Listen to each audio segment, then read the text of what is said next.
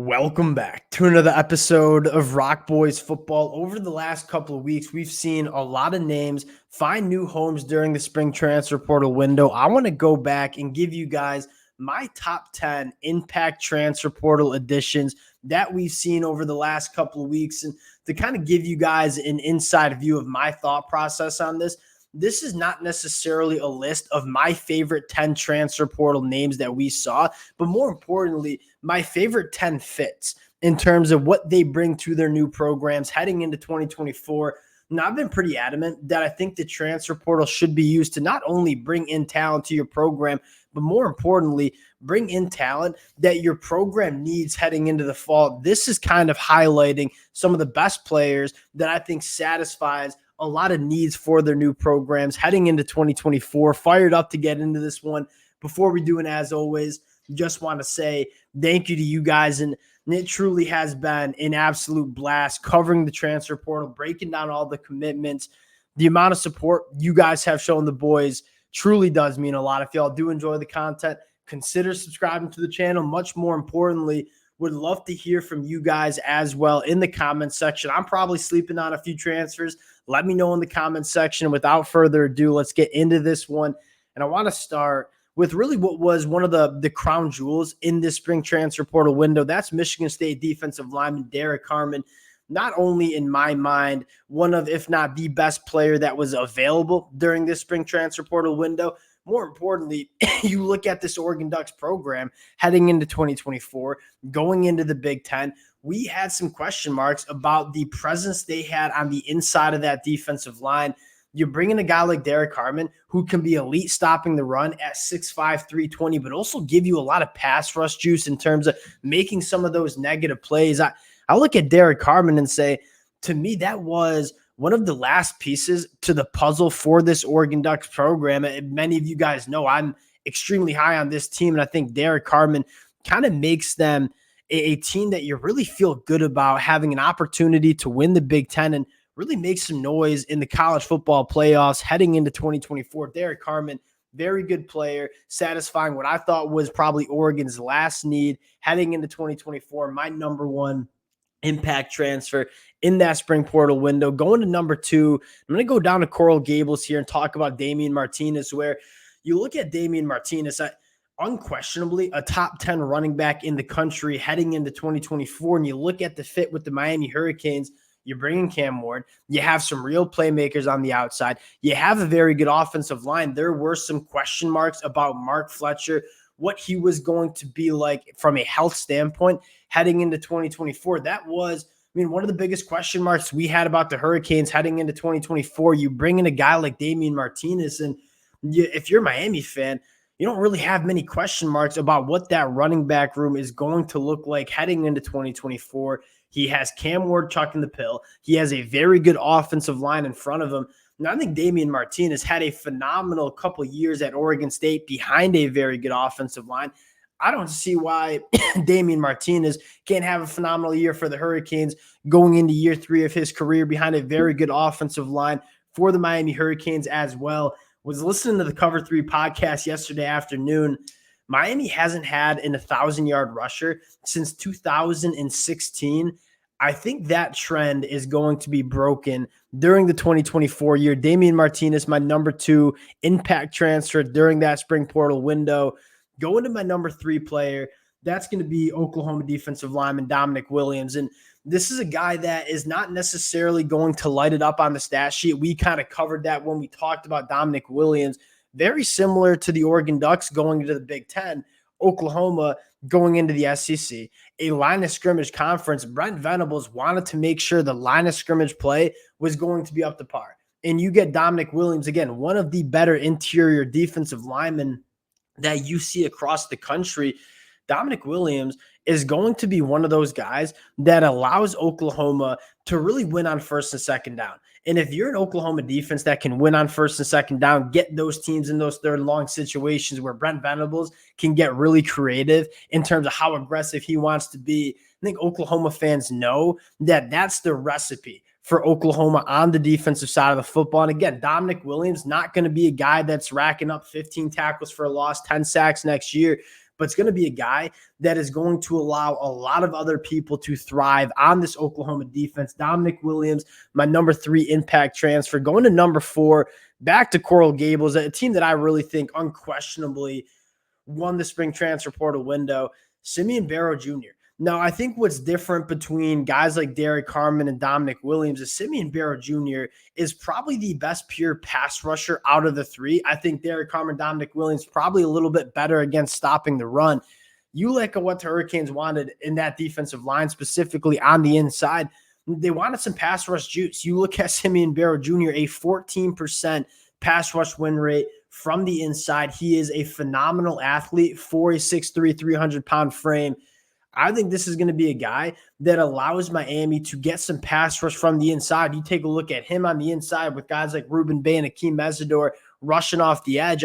I look at this Hurricanes program going into 2024 and say this pass rush unit might be one of the better units that you see in the country. That is massive for this Hurricanes team heading into 2024. Going to number 5, going to go out to Boulder, Colorado, and talk about Deon Hayes. And one of the things that we've been talking a lot about with regards to Colorado in the transfer portal is we saw Colorado take a bunch of transfer portal additions last year. A lot of those additions were not necessarily bona fide Power 5 starters. You look at what Colorado has done in this cycle during the transfer portal, they brought in a lot of guys that have been Power 5 starters at other programs. You look at a guy in Deon Hayes, a guy that 29 quarterback hurries, a 13% pass rush win rate. I mean, Colorado just went to Pitt and took probably their best 2 defensive linemen, brought them over to Boulder and Samuel Kinlola and Deon Hayes. Colorado gets a lot better in the trenches. Deon Hayes, a very good run defender as well. You look at Colorado, the pass rush wasn't where it needed to be. Stopping the run wasn't where it needed to be. I think Deon Hayes to Colorado probably helps in both of those departments. A very high impact transfer portal addition for the Buffs. Going to the Auburn Tigers next and talking about KeAndre Lambert Smith, that I felt like this commitment kind of flew under the radar. KeAndre Lambert Smith was probably my favorite wide receiver that was available during this transfer portal window. A guy that I think is an 1,000-yard receiver, I should say, if he's not playing for a Penn State offense. But more importantly, you look at the fit for the Auburn Tigers. They're really young at the Auburn wide receiver, right? Guys like Cam Coleman, guys like Perry Thompson coming into the summer. It's an extremely talented wide receiver room, one of the more talented wide receiver rooms we've seen in a very long time for the Auburn Tigers.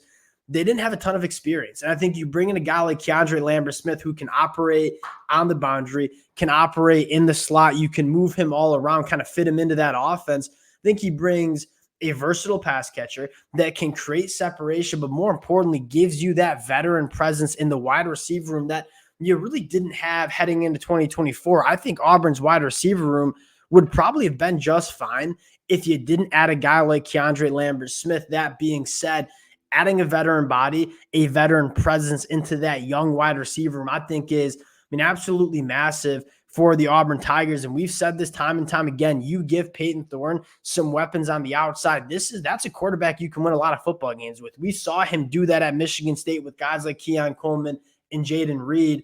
Last year, Peyton Thorne did not have the weapons he needed to be an elite Auburn offense. I think Peyton Thorne in 2024 has the weapons he needs. I think KeAndre Lambert Smith is one of those weapons. Massive transfer portal addition for the Auburn Tigers. Going back to the Miami Hurricanes, the 3 Miami Hurricanes making the top 10 list. Going to talk about Sam Brown. And Miami Hurricane fans, we had so much discussion regarding whether Miami needs a wide receiver in the portal. I was kind of on the board that they really didn't need a wide receiver. I thought this wide receiver room was good enough heading into 2024, but we did say that if they were going to add a wide receiver, we wanted a bigger frame that could work on the boundary. That's Sam Brown. And I think we also said proven production. Sam Brown, big frame, can work on the boundary, proven production at the Power 5 level for the Houston Cougars last year. You look at Sam Brown and say, checks every single box that we wanted for a Miami Hurricane wide receiver in the portal. You look at what that offense is going to look like. Obviously, Xavier Restrepo in that offense, Jacoby George, Cam Ward at the quarterback spot. This is a Miami Hurricane offense that can attack you in a lot of different ways. You look at the next guy I got on the list, and this is going to the Auburn Tigers and Philip Bleedy from Indiana, who won. I think I'm just a little bit higher on Philip Bleedy than a lot of other people are across the country. More importantly, I don't think Philip Bleedy was necessarily a top 10 transfer portal addition in terms of just if you're stacking the transfer portal additions. That being said, you look at the Auburn Tigers, what they desperately needed to address in the portal was on the inside of the defensive line. I think they did that with both Philip Bleedy and Isaiah Rakes. Philip Bleedy, I think, can be a little bit more of a difference maker on the inside. I think Isaiah Rakes probably more of a, I'm going to eat up double teams, I'm going to let the linebackers play a little bit more downhill. Philip Bleedy can be a guy that creates a lot of negative plays. I'm very high on Philip Bleedy and kind of high on this Auburn defense heading into 2024. Another massive transfer portal addition, number 9. And Mike Elko did not get too aggressive in the spring transfer portal window, was very aggressive in the winter portal window. I'm going to go to Solomon DeShields, linebacker coming over from Pitt. And again, not necessarily a top 10 player in the transfer portal that we saw in the spring. You look at what Texas A&M desperately needed. I think you needed a running mate for Torian York. They brought in Alex Howard. I don't think that went particularly well. He transferred out. You're bringing a guy like Scooby Williams, probably a higher ceiling than Solomon DeShields. You haven't really seen him play good football. Going back to the Florida Gators, what you get with Solomon DeShields is just a reliable off-ball linebacker that Texas A&M was really looking for heading into 2024. It's hard to find starting caliber players that hit the spring transfer portal. I think Solomon DeShields is a starting caliber linebacker at the Power 5 level. That was a position of need for Texas A&M. Really sneaky addition for the Aggies. And going to my last transfer portal addition, honestly, one of the top 10 transfer portal additions that I thought you saw during this window, Marcus Bryant coming from SMU. It was a kind of weird one because I feel like Missouri was really good at the tackle spot. They added a guy like Marcus Bryant. You can kick one of those tackles into guard. I think you look at Missouri and say, how did they need to close the gap in the SEC? I think we all knew it was along the line of scrimmage. They addressed both sides, but you bring in a guy like Marcus Bryant, who I think is a legit NFL caliber tackle. You bring him over to Missouri. There were not a lot of starting caliber tackles that were available in the portal. Marcus Bryant was one of the few. Missouri gets that one done. You look at that Missouri team, obviously Brady Cook, Luther Bird, and you have a very good offensive line now. It's a Missouri team that's extremely dangerous heading into 2024. Those are my top 10 impact spring transfers. Again, I would love to hear from you guys in the comments section. A lot of guys that I think were top 10 additions that not necessarily going to be massive impact guys in 2024. Guys like Jaden Rashada coming to Georgia, not going to start over Carson Beck, but a guy that is certainly going to be a player for the Georgia Bulldogs over the next couple of years. We'll close it out on that. Appreciate you guys rocking with the fellas. Again, if y'all do enjoy the content, consider subscribing to the channel. Appreciate you guys, and we'll talk to y'all later. Peace.